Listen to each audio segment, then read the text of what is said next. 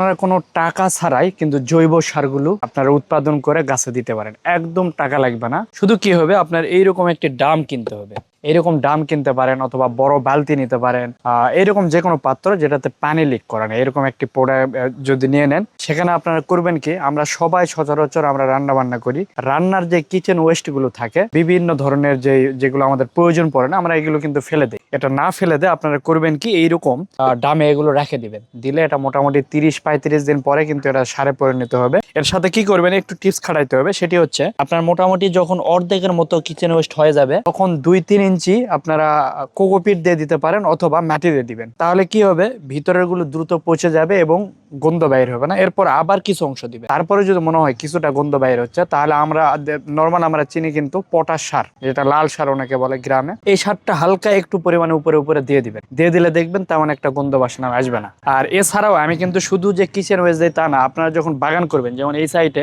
ধরেন আমার এই সাইটে রয়েছে হচ্ছে আপনার প্রয়োজনীয় ছাদ বাগানের পণ্য অর্ডার করতে আমাদের ওয়েবসাইট ভিজিট করুন। টমেটোর গাছ, এগুলো হয়তো আমার নষ্ট হয়ে যাচ্ছে বা আমি এগুলো কেটে ফেলবো, আমার বয়স শেষ, এগুলো কেটে তারপরে এই যে কর্মী শাকগুলো রয়েছে, সরি এই যে পুঁই শাকগুলো রয়েছে, এগুলো কিন্তু আমার এখন কেটে ফেলে দিতে হবে, এগুলোর বয়স শেষ হয়ে গেছে, এগুলো চলবে না, নতুন করে আবার লাগাবো আমি। তো এগুলো আমি কেটে কেটে এর ভিতর রেখে দিই।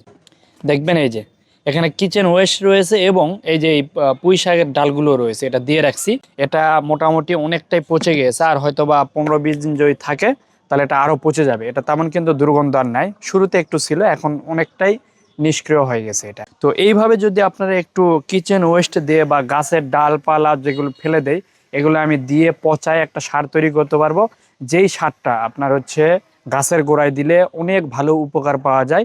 আপনার অযথা ওই বারবার হচ্ছে ভার্মি কম্পোস্ট সহ বিভিন্ন ধরনের সারগুলো কিনতে হবে না। তো এইভাবে আপনার নিজেরাই সারগুলো জৈব সার তৈরি করে গাছের গোড়ায় দিবেন, দেখবেন অনেক সুন্দর গাছের গ্রোথ চলে আসবে। আমার এখানে অধিকাংশ গাছগুলো যদি এদিক ক্যামেরাতে দেখায় আপনাকে, এগুলো দেখতে পাচ্ছেন, এগুলোতে কিন্তু কিচেন ওয়েস্ট বেশিরভাগ আমরা ইউজ করছি, এই সাইডে যেগুলো দেখতেছেন। তো এগুলো গাছের গ্রোথ অনেকটাই সুন্দর আসছে, একদম খারাপ না।